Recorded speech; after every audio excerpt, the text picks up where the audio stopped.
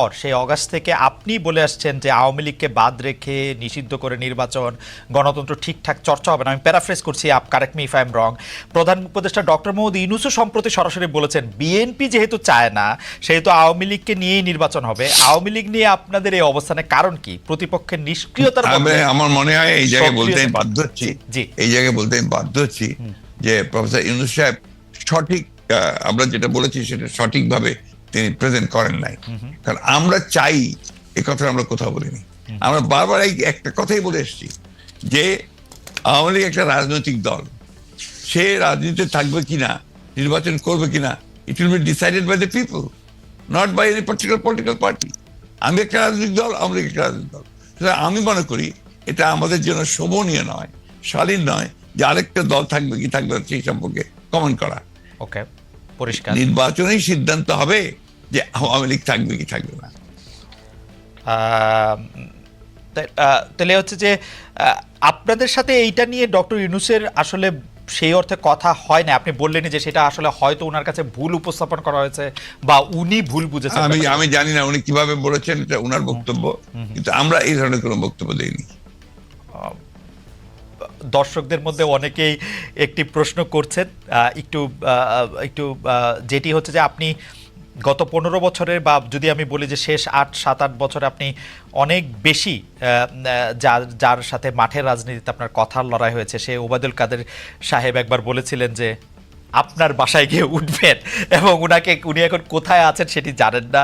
আপনি জানেন কিনা এটি কেউ কেউ জানতে চাইছেন। আমি এই ধরনের আপনার কাছে আশ্রয় চেয়েছিলেন কিনা তিনি, আর কি প্রশ্নটা অনেকটা। আমি এই ধরনের প্রশ্নের উত্তর দেই না। ওকে, এটাকে আমি মনে করি যে রাজনীতিটা এটা খুব ইম্পর্টেন্ট না। ওকে, ঠিক আছে, আমি নেক্সট প্রশ্নে যাই। প্রশ্নে যাওয়ার আগে আসলে আপনার একটি কোট নিয়ে আমরা দর্শকদের কাছে জানতে চাইছিলাম যে সংবিধান সংস্কার হতে হলে নির্বাচিত সংসদ দরকার বলেছিলেন জনাব মির্জা ফখরুল ইসলাম আলমগীর। এই অবস্থান সঠিক বলে মনে করেন কিনা? এই অবস্থান সঠিক বলে মনে করছেন শতকরা 35% দর্শক, শতকরা 65% দর্শক মনে করছেন যে এই অবস্থান সঠিক নয়। 75,000 দর্শকের মধ্যে ভোট দিয়েছেন। আপনি এটা নিয়ে মন্তব্য করলেও করতে পারেন। অনেকেই মনে করছেন যে আগে সংস্কার হওয়া উচিত, পরে নির্বাচন হওয়া উচিত। এই ব্যাপারটিতে কি আপনার কাছে মনে হয় যে এটিতে আসলে কোন একটা রেফারেন্ডাম দেওয়া উচিত, বা এটি আসলে? দেখুন, রেফারেন্ডাম দিলেও তো আপনার কনস্টিটিউশন অ্যাসেম্বলি লাগবে। রেফারেন্ডাম দিবে কে? আপনার মূল জায়গাগুলোতে আপনার ওইভাবে আলোচনা করতে আসলে না, আপনার যে আসলে এই সিদ্ধান্তগুলো নিতে হবে তো একটা ইলেক্টেড বডিকে। রাইট। সেই ইলেক্টেড বডি কনস্টিটিউশন অ্যাসেম্বলি হতে পারে, পার্লামেন্ট হতে পারে। আপনি সংবিধান যখন আপনি পাস করবেন, সেই সংবিধান পাসটা করবে কে? কে করবে? Who is the authority?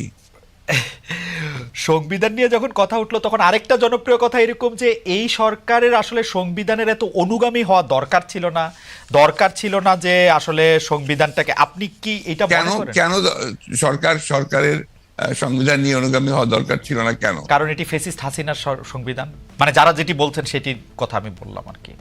বিষয়টা তো হচ্ছে কি, ফ্যাসিস্টের সংবিধানকে আপনি বিপ্লব করে উড়িয়ে দেন, বাতিল করে দেন, সেটা আপনারা করেন নাই। সেটা তো এই সরকার করে নাই, বা তারা করতে পারে নাই। এটা যদি আপনার বাতিল করে দিত, সংবিধানকে উড়িয়ে দিত, একটা বিপ্লবী সরকার গঠন করতো, তাহলে এই প্রশ্নগুলো আসতো। এখন এই প্রশ্নগুলো অবান্তর। এখন এই প্রশ্নগুলো করা মানেই হচ্ছে আপনার পিছন দিকে চলে যাওয়া এবং এটাকে ড্র্যাগ করা। আমি মনে করি এই আলোচনাগুলো খুব বেশি প্রয়োজন নেই। আচ্ছা, শুধু একটু এটা জানতে চাই যে এটা যে আসলে ওরা বিপ্লবী সরকার করতে পারলো না, তখন যে সংবিধানটাকে উড়াই দিতে পারলো, এর পিছনে কি কোনো কারণ আছে? আপনাদের কোনো পরামর্শ আছে? বা ডক্টর, আমি জানি না, তাদের তো আসলে একটা জিনিস আপনারা কেন ভুল করছেন। যখন এই আপনার বিপ্লব হয়, তখন কি ছাত্রদেরই বা আপনার কোন রকমের একটা অর্গানাইজড পলিটিক্যাল পার্টি? দেখেন, একটা বিপ্লব করতে হলে একটা বিপ্লবী সংগঠন দরকার, বিপ্লব করতে হলে একটা বিপ্লবী সেনাবাহিনী দরকার। এই বিষয়গুলোতে আমরা সবাই যা যা খুশি বলে যাচ্ছি, যার যেমন খুশি।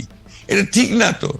আপনার বাস্তবতা সব কথা বলতে হবে, তাত্ত্বিক কথার সঙ্গে সঙ্গে বাস্তবতা থাকতে হবে। তো আমার কাছে মনে হয় যে এই বিষয়টি আপনি যেভাবে পরিষ্কার করলেন, সেটি আগেও আপনি বলেছেন, সেটি আসলে পরিষ্কার হলে আমাদের সবারই সুবিধা। এখন কেউ কেউ বলছেন এটি বিপ্লব না গণ অভ্যুত্থান না কি, সংবিধান থাকতে হবে না রাখতে হবে, সেটি নিয়ে আসলে অনেক কথা।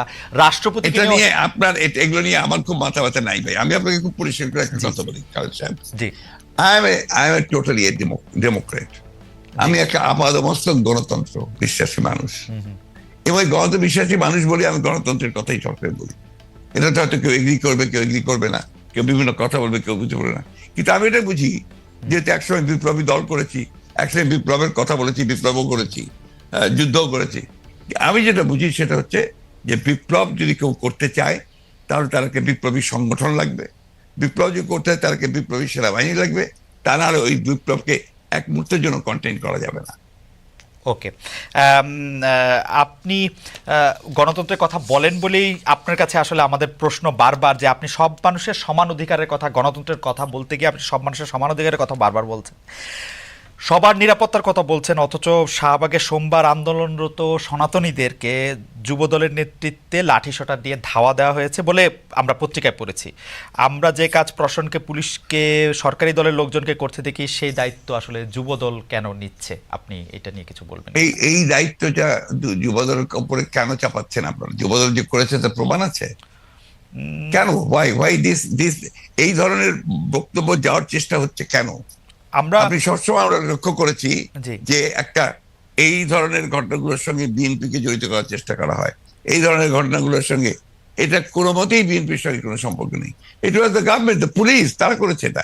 আর সেই সঙ্গে আপনার সেই যারা আপনার হয়তো সেখানে ছিল তারা করেছে, যুবদলের কেউ এটার সঙ্গে জড়িত ছিল না। তার মানে যুবদল এজ এ পার্টি কখনোই ছিল না। তার মানে bdnews24.com-এর যে রিপোর্টটা আমরা পড়ছি, সেই রিপোর্টের ক্ষেত্রে এই কথা বলা হয়েছে, তাহলে এটা আসলে ঠিক? আমি এই রিপোর্টের সঙ্গে একমত নই। ওকে, আমরা 5 আগস্টের পরে এইটা খুব দেখতেছি যে বিএনপির সমালোচনা করতেছেন জামায়াতের আমির, বিএনপিকে ইঙ্গিত করে এরকম কথাও বলা হয়েছে তাদের তো নির্বাচনও লাগে না, আওয়ামী লীগ ইতিমধ্যে যা দখল করেছিল, আওয়ামী লীগ ফুটপাত থেকে শুরু করে সব বিএনপি দখল করে নিয়েছে, যা আওয়ামী লীগ 15 বছর সাজিয়েছিল তা দখল করে নিয়েছে, 80% দখল করে নিয়েছে, ইত্যাদি ইত্যাদি। এই ব্যাপারটাকে আসলে পলিটিক্যালি আপনি কিভাবে দেখছেন? যে মানে আসলে মানে আমি পলিটিক্যালি ভাই ভিন্নভাবে দেখি। আমি ব্যক্তিগতভাবে আমি খুব পজিটিভ মানুষ, আর আমি আপনার ঠিক ওই নিন্দুকের পর্যায়ে পড়ি না ব্যক্তিগতভাবে। মেবি আমার পলিটিশিয়ান হিসেবে দুর্বলতা হতে পারে। আমি প্রত্যেকটা জিনিসকে আপনার সামনে ফরওয়ার্ড লুকিং দেখতে চাই এবং একটা পজিটিভ ভাবে দেখতে চাই। তো সেই কারণেই আপনার জামাত ইসলাম কি বললো না বললো, কবে কি বলেছে না বলেছে, এইগুলো আমি খুব বেশি দেখি না। আপনাকে আমি সত্য কথা বলছি, আমি মনে করি যে জামাত ইসলাম আমাদের সঙ্গে ইতিপূর্বে ফ্যাসিস্ট বিরোধী আন্দোলন করেছে ছিল, তারা যদি আমরা যুগপৎ আন্দোলন করেছি, তারা যদি আমাদের সঙ্গে আবারও থাকে এবং করে, তখন আমরা সেগুলো চিন্তা করে দেখবো যে তাদের সঙ্গে আমরা কাজ করতে পারবো কি পারবো না। জামাত ইসলামের সঙ্গে এই যে একটা বিরোধ সৃষ্টি করার চেষ্টা, বা অন্যান্য দলগুলোর সঙ্গে বিরোধ সৃষ্টি করার চেষ্টা, গণতান্ত্রিক দলগুলোর সঙ্গে বিরোধ সৃষ্টি করার চেষ্টা, এটাকে আমি মনে করি এটা বোধহয় গণতন্ত্রের জন্য খুব শুভ নয়।